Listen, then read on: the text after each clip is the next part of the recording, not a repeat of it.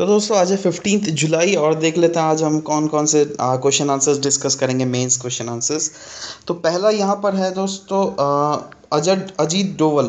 अजीत डोवल जो कि हमारे नेशनल सिक्योरिटी एडवाइज़र है, उनके बारे में, उनके डॉक्ट्रिन के बारे में आपसे पूछा है दैट उनके उनके डॉक्ट्रिन के बारे में क्रिटिकल नोट लिखिए। मतलब उनका डॉक्ट्रिन कौन कौन सा पॉइंट में अच्छा जगह बैठ रहा है, मतलब कौन कौन सा सही चीज़ अपनाया जा रहा है उनके द्वारा, और साथ ही साथ कुछ कौन क्या क्या फॉल्ट है अभी उनके डॉक्ट्रिन में। ठीक है, तो दोनों साइड एंकर आपको लिखना पड़ेगा। ये थोड़ा फैक्चुअल क्वेश्चन हो गया, बट एनीवेज ये आप इनकॉर्पोरेट कर सकते हो। इसमें इतने अच्छे अच्छे पॉइंट्स आपको मिलेंगे जिसको आप दूसरे मेंस का आंसर में भी इनकॉर्पोरेट कर सकते हो। दैट हम जैसे टेररिज्म का कोई मामला आ गया या फिर इंसर्जेंसी का मामला आ गया, ठीक है, तो उसके सपोर्ट में आप ये डॉक्ट्रिन आप लिख सकते हो। ठीक है, तो इसलिए बहुत अच्छा है। तो देख लेते हैं डोवल के बारे में थोड़ा लिख लिया मैंने, दैट वो नेशनल सिक्योरिटी एडवाइज़र है अजीत डोवल, है ना। उनका डॉक्ट्रिन जो बतलाता है वो एक फ्रेमवर्क बतलाता है जिससे which is dominating our present foreign policy. ठीक है, हमारा फॉरेन पॉलिसी अभी अजीत डोवल के ही डॉक्ट्रिन पे डोमिनेट कर रहा है, क्योंकि अब अभी जो मैं बताने वाला हूँ आगे में चल के सारा कुछ देखिएगा, अभी हम लोग वही कर रहे हैं जो कि अजीत डोवल का डॉक्ट्रिन बोल रहा है। तो एनीवेज देख लेते हैं अच्छी अच्छी बातें क्या क्या है इसमें। ठीक है, पहला है national interest must be above the morality. ठीक है, मतलब we should move from the traditional approach of peace loving approach. मतलब पहले हम लोग सिर्फ नहीं, हम लोग बहुत पीस लविंग अप्रोच, बहुत हम लोग सबसे शांति शांति चाहते हैं। ठीक है, बट ठीक है, शांति तो चाहिए, बट थोड़ा आपको हटना पड़ेगा। वो शांति वाला जो पहला वाला कॉन्सेप्ट था वो शांति वाला नहीं चाहिए। अभी हम जो बोल रहे हैं वो शांति वाला कॉन्सेप्ट अपनाइए। मतलब शांति तब तक ही रखिए जब सामने वाला आपके साथ शांति है। जब शांति सामने वाला तोड़े उसको फिर चमाट मारिए थप्पड़। ठीक है, मैं वही बोलना चाहता हूँ that move from the traditional piece loving approach. जो पहले था हमारा पीस लविंग अप्रोच, हम लोग पीस करते रह गए, चाइना उधर में हमको अटैक कर दिया 1962 में, है ना। तो यही सब। We don't mind being offensive, हमें ऑफेंसिव होने का कोई मतलब परवाह नहीं है। ठीक है, हो जाएंगे, बट हमारी नेशनल सिक्योरिटी में कोई आँच नहीं आनी चाहिए। जहाँ आँच आए भैया खुद ऑफेंसिव हो जाओ। ठीक है, तो पहला है। नेक्स्ट है support system must be multilateral. मतलब पहले क्या था ना, हम लोग नॉन अलाइंग कंट्री थे, मतलब किसी से सपोर्ट नहीं लेते थे। बट अभी क्या है, अभी सबसे सपोर्ट लेते हैं। समझ रहे बात को। पहले कोई कोई किधर भी इंक्लिनेशन नहीं था, पर पहले ऐसे बोला जाता था दैट हमारा इंक्लिनेशन थोड़ा यूएसएसआर के तरफ था। बट एनीवेज वो तो बात का बात है। बट पहले यूजुअली यही माना जाता था कि हम किसी को सपोर्ट नहीं करते थे, किसी से सपोर्ट नहीं ज़्यादा लेते थे। पर अभी हमको सबसे मल्टीलैटरल एक बॉन्डेशन बनाना है। क्यों? ये फ़ायदा देगा कभी हमारा जो होस्ट कंट्री जो है, पाकिस्तान जैसा फालतू कंट्री है, उसके बाद चाइना जैसा ऐसा मतलब एग्रेसिव कंट्री है, तो ये सब जब नेबर कंट्री हो तो हमें चाहिए ही दूसरों का सहायता। ठीक है, इसलिए हमारा सपोर्ट सिस्टम मल्टीलैटरल होना चाहिए। Friendship with all, support from everywhere. ठीक है, नेक्स्ट और भी कुछ कुछ पॉइंट्स है। Boycott separatist. पहले था दैट सेपरेटिस्ट को भी थोड़ा मतलब बॉयकॉट सेंस से नहीं किया जाता था, बट ये बोल रहे हैं दैट बॉयकॉट करो उनको। ठीक है, उनको भाव ही मत दो। पहले तो भाव देते थे, आप भाव देने से दे देते सिर में चढ़ गया वो लोग। ठीक है, उनको भाव ही मत दो। सेपरेटिस्ट मतलब यहाँ पर नॉर्थ ईस्ट के कुछ कुछ इंसर्जेंट ग्रुप, और आपका जगह जम्मू कश्मीर के सेपरेटिस्ट का बात चल रहा है। ठीक है, तो उन्हें भाव मत दो। Boycott separatist who are against the union of India. ठीक है, नाउ टेरर डिप्लोमेसी। टेरर जो जैसे पाकिस्तान के यहाँ पे पॉइंट आउट किया गया दैट उसके साथ हम कैसे डिप्लोमेटिक टाइज रखें। ठीक है, terror and talks can never go together, कभी एक साथ नहीं चल सकता। ये हमारे अजीत डोवल का डॉक्ट्रिन है। ठीक है, ये सब याद रखिए दोस्तों, क्योंकि बार बार बोल रहा हूँ, ये सब मेंस में एज अ फोर्डर पॉइंट आप कहीं पे भी इंक्लूड मार सकते हो, और यूजुअली आपका वेट बढ़ जाएगा आंसर का। Next, tackling strong neighbour. मतलब यहाँ पे चाइना को फोकस किया गया है।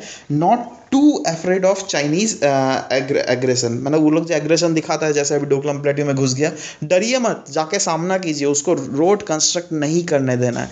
जब भी अरुणाचल प्रदेश का टेरिटरी में घुसे उसको भगाइए, पुश कीजिए, बट डरो मत। ठीक है, वही बोल रहा है। And make international community aware of it. International community को भी बोल देना है दैट चाइना क्या क्या हरकत कर रहा है, क्योंकि देखिए जो भी मानिए ना मानिए, चाइना थोड़ा हमसे पावरफुल है। ठीक है, तो we can't take that risk जो कि हम लोग पाकिस्तान जैसे छोटे मोटे कंट्रीज़ के साथ ले लेते हैं। पाकिस्तान को तो घर में घुस के मारते हैं, बट ऐसा चाइनीज़ के साथ हम नहीं कर सकते, क्योंकि दोनों एक तो रिस्पॉन्सिबल कंट्री है, ठीक है, ऊपर से एक मतलब वो थोड़े पावरफुल भी है, तो इसलिए हम लोग वैसा नहीं कर सकते। तो इसको कैसे टैकल करना चाहिए, एक तो उसका एग्रेशन से डरना नहीं है हमें, और साथ ही साथ कुछ भी अगर करता है हरकत तो इंटरनेशनल कम्युनिटी को फ़ौरन इत्तला कर देना है, जिससे क्या वो लोग चाइना को समझा सकें। तो ये था अच्छी अच्छी बातें जो क्या। हाउएवर कुछ कुछ जगह में फॉल्ट देखा गया, मतलब फॉल्ट क्या, हल्का गलती तो नहीं बोलेंगे, बट हल्का फुल्का ऊंच नीच देखा जा सकता है। तो वो क्या है, it is a shift from traditional approach. पहले जो गांधी या बुद्धास के टाइम में अप्रोच चला आ रहा था, उससे काफ़ी ज़्यादा शिफ्ट हो गया है हमारा अप्रोच। मतलब पर ये होना सही है, क्योंकि टाइम चेंज हो रहा है, ठीक है, तो इसलिए ये शिफ्ट होना अनिवार्य है। नेक्स्ट इज़ आर्म रेस बहुत ज़्यादा बढ़ गया है, ठीक है, बहुत ही ज़्यादा। अभी मतलब लोगों को एम्प्लॉयमेंट देने के लिए जॉब नहीं है, गरीबों को पैसा मतलब पॉवर्टी हटाने के लिए वो नहीं दे पा रहे हम लोग पैसे और फूड्स, और यहाँ पर आर्म्स खरीदे जा रहे हैं, हम रशिया से खरीद रहे हैं, इसराइल से खरीद रहे हैं, यूएस से खरीद रहे हैं, ठीक है। तो ये कहीं ना कहीं देखा जा रहा है दैट क्या इसका डॉक्ट्रिन में ये सब जगह कमी है। अगर डॉक्ट्रिन में इसका कुछ ऐसा भी आता है दैट सोशल वर्क भी थोड़ा बढ़ा दे तो ऐसा हो जाता। बट देखिए एक्चुअली में ना ये तो नेशनल सिक्योरिटी एडवाइज़र है यार, नेशनल के सिक्योरिटी को ना देगा, ये पॉवर्टी को क्यों घटाएगा। बट एनीवेज आप आपको तो आंसर लिखना है ना, हम ये लिख सकते हैं दैट इन्होंने कुछ ज़्यादा ही आर्म रेस को बढ़ा दिया है, ठीक है, मतलब इसके समय में कुछ ज़्यादा ही आर्म रेस बढ़ गया, यही है। गलत बात नहीं है, बट हम लोग को नेगेटिव पॉइंट में हल्का लिखना है, क्योंकि हमें क्रिटिकल हमें बनना है इस क्वेश्चन में, ठीक है। Next is fair and escalation बढ़ गया है, ठीक है। जैसे सिचुएशन इन जम्मू कश्मीर, पहले के इनका इतना एग्रेसिव पॉलिसी है, एक टाइप से देखा जा रहा है दैट लोग थोड़ा मोड़ा कहीं ना कहीं डर रहे हैं, लोगों में थोड़ा डर लग रहा है इनके पॉलिसी से, ठीक है। तो इसीलिए यहाँ पे लिखा हुआ है दैट फेयर एंड एस्केलेशन कहीं ना कहीं थोड़ा हद तक बढ़ गया है, जो पहले उतना नहीं होता था, ठीक है। और नहीं आंसर ही लिखना है, लेकिन ये सब कुछ गलत तो नहीं है, बट एनीवेज क्रिटिकल हमें बनना है। तो कंक्लूजन लिख दीजिए दैट ये तो मान रहे हैं हम दैट हमारा शिफ्ट हुआ है पहले के तरीके से, बट हमें ये भी मानना पड़ेगा दैट दुनिया चेंज हो रहा है, जियोपॉलिटिक्स चेंज हो रहा है, ठीक है, सब कुछ चेंज हो रहा है, तो हमें भी चेंज होना पड़ेगा। साथ ही साथ there is a need to look at the grey areas which are still prevailing. मतलब अभी भी जहाँ पर भी हमें आगे में भी चल के लगे दैट उस डॉक्ट्रिन में थोड़े चेंजेस लाने हैं, तो हमें बिल्कुल बढ़ चढ़ के लाने चाहिए। ऐसा नहीं है दैट सब कोई परफेक्ट तो कोई होता नहीं है ना यार। तो आप ये पॉजिटिव नोट में आप ख़त्म कर दो इस आंसर को।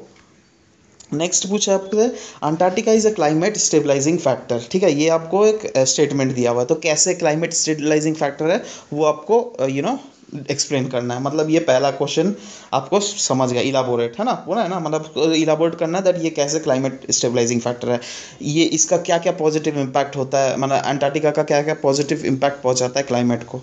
साथ ही साथ we should also discuss the impact of human activities on Antarctica. Human का इम्पैक्ट अंटार्कटिका में कैसे है वो भी आपको दिखाना पड़ेगा। मतलब हम जैसे ह्यूमंस क्या क्या इम्पैक्ट कर रहे हैं अंटार्कटिका में, ठीक है। पॉजिटिव इम्पैक्ट तो कुछ है नहीं, नेगेटिव इम्पैक्ट ही है। तो एनीवेज तो ये दूसरा पार्ट आपको अच्छे से आंसर लिखना है। तो चलिए देख लेते हैं। पहले तो अंटार्कटिका के बारे में लिख लिया मैंने, और साथ ही साथ अगर हो सके तो आप डायग्राम भी बना सकते हो। अब आपको लग रहा है डायग्राम कैसे बनाऊं, ठीक है। तो वो देखिए ऑस्ट्रेलिया ऊपर में है और नीचे में ऐसे कुछ है ना, ये है मतलब अंटार्कटिका। अगर हो सके तो कैसे भी बना लेना यार, चलो कोई नहीं, नहीं भी बनाओगे तो भी चलेगा। तो anyways Antarctica is a continent which is situated at southern pole and which is more or less isolated. Also, it is devoid of human settlement. ठीक है, ह्यूमन सेटलमेंट भी नहीं है, बट थोड़ा मोड़ा ह्यूमन सेटलमेंट है। उसमें भी क्या है, सेटलमेंट इसको क्या बोलिएगा, थोड़ा मतलब साइंटिफिक लेबोरेटरीज खुला हुआ है, ठीक है। और एक बात जान के रखिए, ऐसा एक ट्रीटी साइन किया हुआ, वो मुझे ट्रीटी का नाम ही याद आ रहा है, बस उस ट्रीटी के तहत हमने बोला है दैट 60 डिग्री जो लैटिट्यूड है उसके नीचे कोई भी देश अपना कब्जा नहीं करेगा। मतलब यही है आपका जाके अंटार्कटिका में कोई अपना देश कब्जा नहीं करेगा, बट हाँ पीसफुल पर्पस के लिए हम लोग वहाँ पर एक्सपेरिमेंट कैरी आउट कर सकते हैं, ठीक है। और इंडिया के लेबोरेटरीज भी है कुछ वहाँ पर, ठीक है। तो ये मैंने कुछ फैक्चुअल मतलब बातें नॉलेज लेवल, तो ये हो गया। अब वो क्लाइमेट स्टेबलाइजिंग फैक्टर कैसे है, मतलब कैसे कैसे क्लाइमेट को स्टेबलाइज करता है। ये देखिए, ये आपको तभी आएगा ना अगर आप नॉर्मल तो एक तो ज्योग्राफी पढ़े होंगे, साथ ही साथ आप न्यूज़ पढ़ते हुए होंगे, ठीक है। तो सारे पॉइंट्स न्यूज़ से ही एक दो पॉइंट आपको मिल जाते हैं।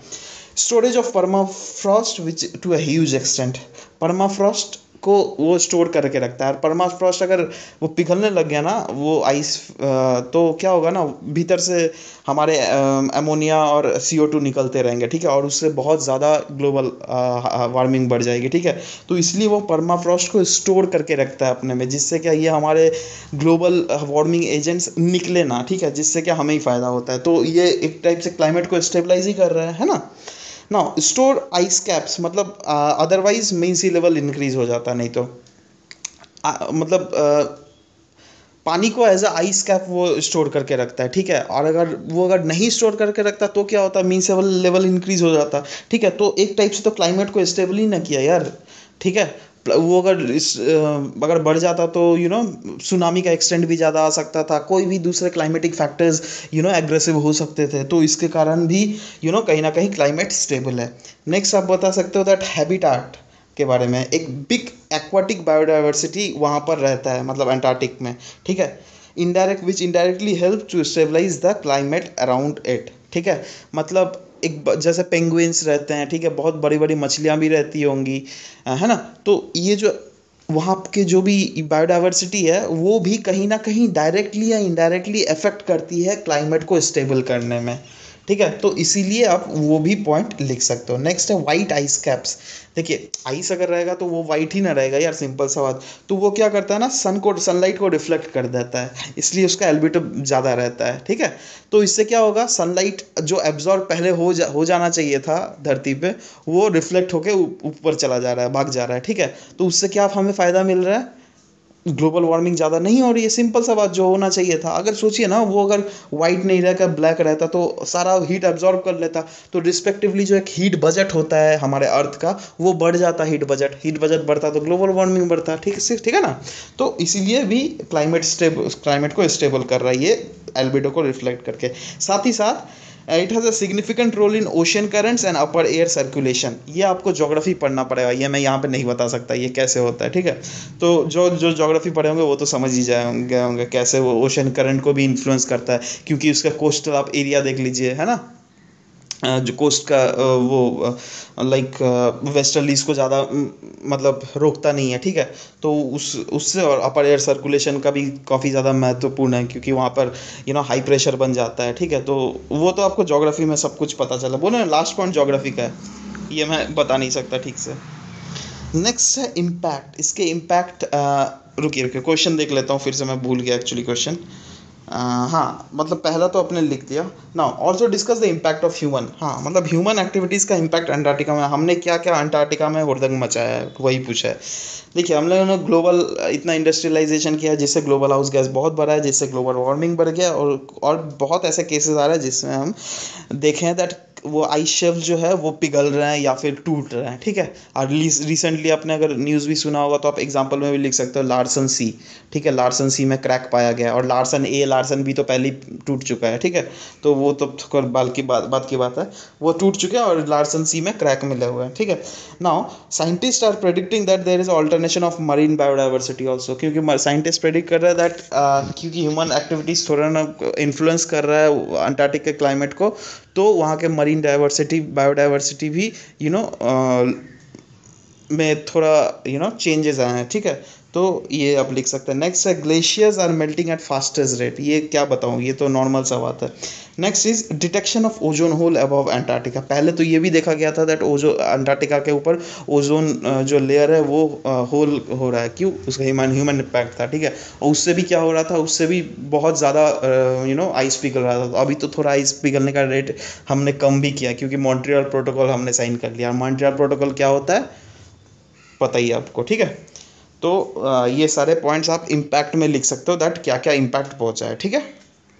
साथ ही साथ एक फ्यूचरिस्टिक या फिर कंक्लूजन में आप लिख सकते हो that it is high time to take care the pristine and valuable continent which would otherwise bring climate disaster, ठीक है। अगर उसको नहीं बचाए तो क्लाइमेट डिजास्टर हो जाएगा। कैसे कैसे लिख सकता है, मीन सी लेवल बढ़ जाएगा, ठीक है, वहाँ के मरीन बायोडाइवर्सिटी बर्बाद हो जाएंगे, वहाँ से जो जो हमें अंटार्कटिका से फ़ायदा मिलता है ओशियन करंट्स और अपर एयर सर्कुलेशन को लेकर, वो सब हमें नहीं मिल सकता है। मतलब वो उसका रेट थोड़ा गड़बड़ा सकता है, ठीक है, उससे पूरा दुनिया का क्लाइमेट में फ़र्क पड़ सकता है, ठीक है।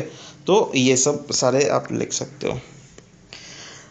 लास्ट क्वेश्चन है दोस्तों, recently Mosul was liberated from IS by Iraqi armed force, ठीक है। ये आपको स्टेटमेंट दिया हुआ है, इसको डिकोड करना है। पहला, do you think it is the end of IS and its ideology? दूसरा, ठीक है, क्या आपको लगता है दैट आईएस और उसका आइडियोलॉजी का ये खात्मा है? ये आपको क्रिटिकली एग्जामिन करना है। तो पहला पार्ट तो लिख लीजिए पहले, Mosul was liberated from IS by Iraqi forces. तो ये आपको बताना पड़ेगा दैट कैसे मोसुल लिबरेट हुआ इराकी फोर्सेस के द्वारा। तो आपको न्यूज़ अगर पेपर पढ़ते होंगे तो उसमें क्लियरली हर रोज़ ही वही लिखा हुआ रहता है दैट सबसे क्या बोलते हैं आपका, कौन सा बाजू वाला कंट्री है यार, ईरान से मदद मिला है, ठीक है, उसके बाद यूएस से मदद मिला है, साथ ही साथ और भी आजू बाजू वाले जितने रशिया सबको ही मदद कर रहा है। बट इराक में ज़्यादा मदद नहीं कर रहा है रशिया का मेन इन्फ्लुएंस आपका सीरिया में ही है, ठीक है। बट एनीवेज अब जो है वो तो एटलीस्ट लिख लीजिए, जैसे यूएस एयरफोर्स, कुर्द फोर्सेस, ठीक है, उसके बाद इराकी गवर्नमेंट तो कर ही रहा है, ठीक है, और साथ ही साथ शिया मिलिटेंसिया भी किया है, शिया सॉरी यहाँ से ईरान से, ठीक है, ईरान का शिया मिलिटेंट, ये मैंने लिखना भूल गया, तो आप वो भी मेंशन कर सकते हो, ठीक है। तो एनीवेज क्योंकि आईएस का इसके बारे में तो बोल रहा है, तो आईएस का डेफिनेशन लिख सकते हैं, ये एक टेररिस्ट ऑर्गेनाइजेशन है जो कि पहले इंसर्जेंट ग्रुप था, और इसका ऑब्जेक्टिव है जो दुनिया में एक टेरर स्टेट बना दे, मतलब एक इस्लामिक स्टेट बना दे, ठीक है, and all over the world, ठीक है, मतलब एक टेरिटरी बना दिया जाए जो क्या एक जिसको कहा जाए इस्लामिक स्टेट दुनिया भर में, ठीक है। और इसको ये पाना चाहता है, ये मतलब वायलेंस के तरीके से पाना चाहते हैं, ठीक है। एंड मोसुल यहाँ पर लिख लीजिए नेक्स्ट, मोसुल जैसे इराक का मोसुल क्वेश्चन में दिया ही हुआ ना दैट मोसुल को लिबरेट किया गया, तो कैसे लिबरेट किया वो भी लिख देते हैं that Mosul is in Iraq which is consider the focal point of IS has now been recovered by the consistent efforts of Iraqi government, Kurd forces, US air cover and आपके जाके लिख सकते हो दैट ईरान का मिलिटेंसिया group के support से, ठीक है। तो ये सब के सपोर्ट से हमने मोसुल शहर को छुड़ा लिया, जो क्या पहले फोकल पॉइंट माना जाता था, क्योंकि वहीं का एक मॉस्क है, वो मॉस्क मुझे याद नहीं आ रहा क्या नाम है, बट वहीं पर अबू बकर अल बगदादी ने अपने आप को कैलिफेट घोषित किया था, ठीक है। तो ये लिख दिया आपने, ठीक है। अब सेकंड पार्ट में आ जाइए, do you think it is the end of IS and its ideology? क्या आपको लग रहा है दैट वो आईएस और इसका आइडियोलॉजी का एंड है? हम लिखेंगे नहीं, ये नहीं है, क्योंकि क्या क्या रीज़न है वो हम लिख देंगे। It is still capturing many strategic location of Iraq and Syria. अभी तक देखा जाए तो बहुत सारे ऐसे स्ट्रैटेजिक लोकेशंस है जहाँ पर आईएसआईएस का इन्फ्लुएंस है, जहाँ पर अभी तक उसको आईएसआईएस के कब्जे से छुड़ाया नहीं गया, ठीक है। इसलिए हम नहीं बोल सकते दैट ये एंड हो गया है आइडियोलॉजी का। अभी तो सिर्फ ईरान के मोसुल शहर से ही भगाया उसको, और भी सीरिया के रक्का से हटाओ यार, है ना, और भी जो स्ट्रैटेजिक लोकेशन है वहाँ से हटाओ। It has a stronghold in regions where difficult to carry out the terror attacks। मतलब टेरर अटैक्स मतलब क्या, anti terror attack, counter terror, हाँ ठीक है लिखा है मैंने।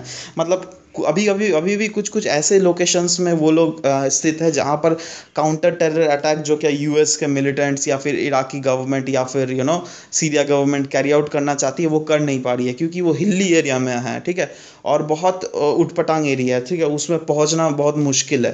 तो ये भी कहीं ना कहीं उन लोग का भी स्ट्रांग पॉइंट है दैट उन लोग को अभी भी भगाया, आपको पूरा तरीके से उन लोग को मिटाया नहीं जा सकता, ठीक है।